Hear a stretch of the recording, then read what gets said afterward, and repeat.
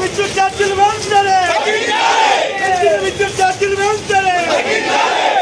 విద్యుత్ ఛార్జీలు వేయించాలి. తగ్గించాలి.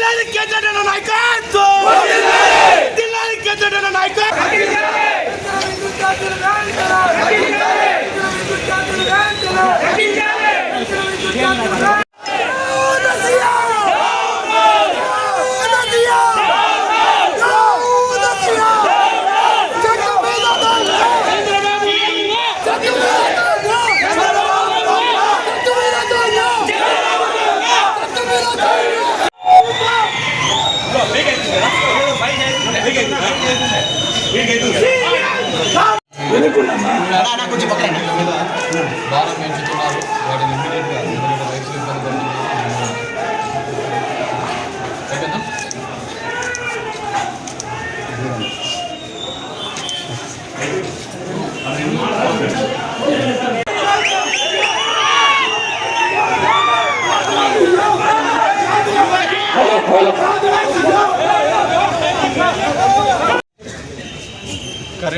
కరెంటు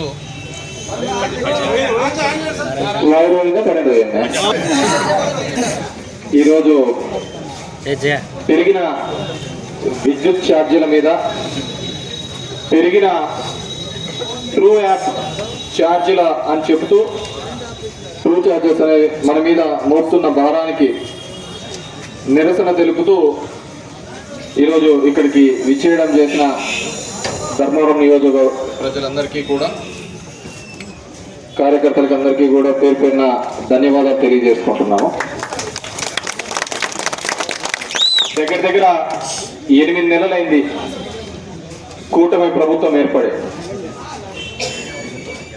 ఇచ్చిన ప్రతి హామీని కూడా తుంగలేకి తొక్కుతూ, ఏమాత్రం కూడా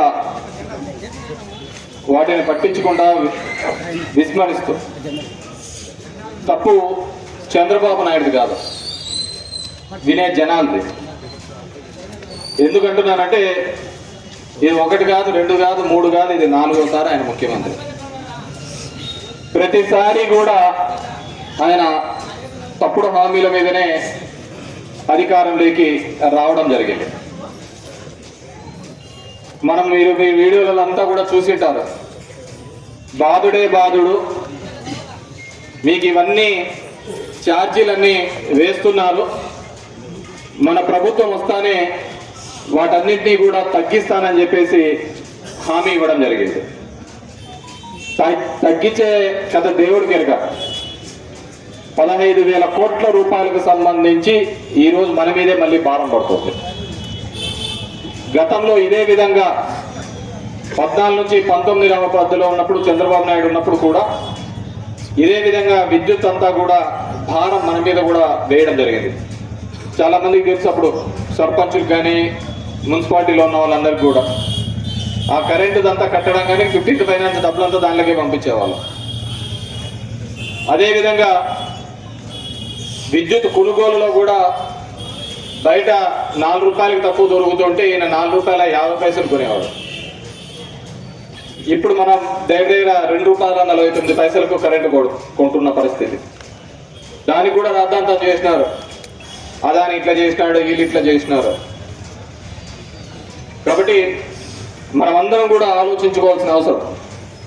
చంద్రబాబు నాయుడు చెప్పినాడు, ఆ కూటమిలో పార్ట్నర్ అయినటువంటి ప్రశ్నిస్తానని పెట్టిన పార్టీ అయినటువంటి పవన్ కళ్యాణ్ గారు చెప్పినారు, ఏంటి కరెంటు ఛార్జీలంతా ఎలా పెంచుతారు, దీనికి ఎవరు అని చెప్పేసి ఊక్కుంటా మాట్లాడినాడు. ఇప్పుడేమో మౌనవ్రతం పాటిస్తున్నాడు. ఈ విధంగా ప్రతి అంశంలోనూ కూడా దగా చేస్తూ ప్రజల్ని మోసం చేస్తూ ఉన్న ఏకైక ప్రభుత్వం ఏదైనా ఉంది అంటే ఒక్క కూటమి ప్రభుత్వమే అని చెప్పేసి చెప్పచ్చు. దీనికంతా ఆయన చెప్పేవాడు, బటన్ నొప్పేది ఏముంది, ముస్లాం కూడా ఒత్తుతుంది బటన్ అని చెప్పేసి. మళ్ళీ వద్దు, ఈ ముసలోడు ఎందుకు ఒత్తలేకపోతున్నాడు,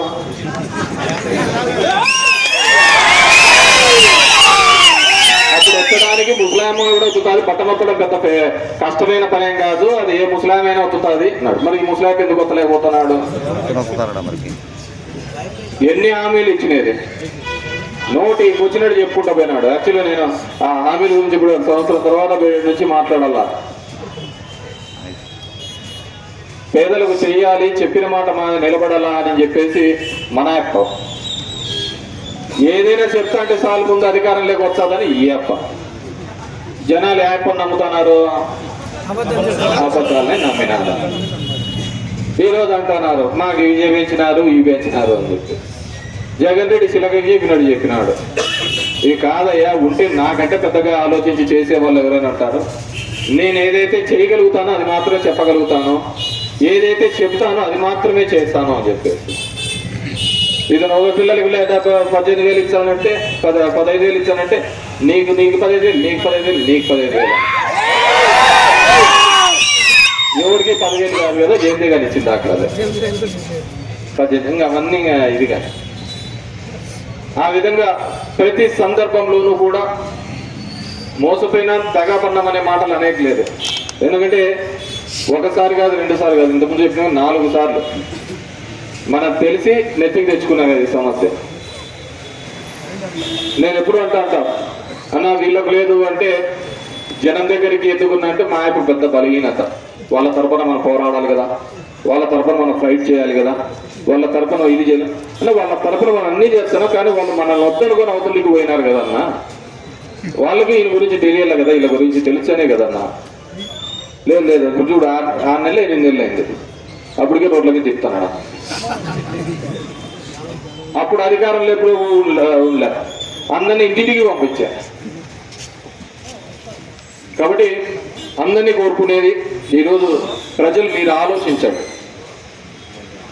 ఏ విధంగా ఈ రాష్ట్రాన్ని సంపద సృష్టిస్తానన్నాడు. నాకు తెలిసి మనకేమో 1,00,00,000 కోట్లకు తెచ్చినాడు, మనకు 1,00,000 కొట్టినాడు. అతని సంపద ఆ విధంగా ఉంటుంది. నోటికి వస్తే అబద్ధాలు ఆ సందర్భం దాటేసుకుంటా పోతాం. మనకు అంతే.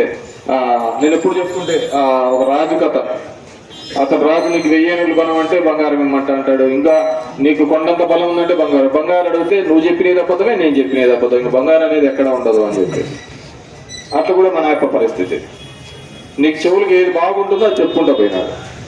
ఈరోజు ఎస్సీ ఎస్టీ కాలనీలో మామూలుగా కరెంటు దానిలోకి పోతే అంటూ ఉంటారు, మేము ఇందిరమ్మ టైం నుంచి కరెంటు కట్టడం లేక మాకు ఇప్పుడేం వచ్చి పీకుతున్నారు అంత కరెంట్ అని. ఇందిరమ్మ టైం నుంచి కట్టకపోయిన స్పీకర్ ఏమో కానీ చంద్రబాబు ఉంటే మాత్రం ఖచ్చితంగా కట్ చేస్తారు. చూసాం ఇదే కరెంటు ఛార్జీలు ఇదే విధంగా చేసినారని చెప్పేసి బషీర్బాగ్ దగ్గర రైతాలు అందరూ ధర్నా చేస్తే కాల్పులు చెప్పినాడు చదువు. ఈ సంపద సృష్టి ఇవన్నీ కూడా డొల్ల, అన్ని అబద్ధాల యొక్క మాటలు. దయచేసి ప్రజలు కూడా ఇంకా టైం ఉంది, ఆ జమిలీ వచ్చి 3 ఏళ్లలోనే అయిపోతుంది. గమనించండి, రాజకీయాలు అందరూ చేస్తుంటారు, ఓట్లకు వస్తుంటారు, పోతూ ఉంటారు, అందరూ చేస్తుంటారు. కానీ మనం అందరం కూడా గమనించాల్సింది ఏంటంటే, ఎవరు ఈ రాజకీయ చరిత్రలో ఒక చెప్పిన మాట కోసం పరితపించి పనిచేసిన నాయకుడు ఎవరైనా ఈ దేశంలో కానీ రాష్ట్రంలో ఉన్నారు అంటే అది ఒక్క జగన్మోహన్ రెడ్డి గారే.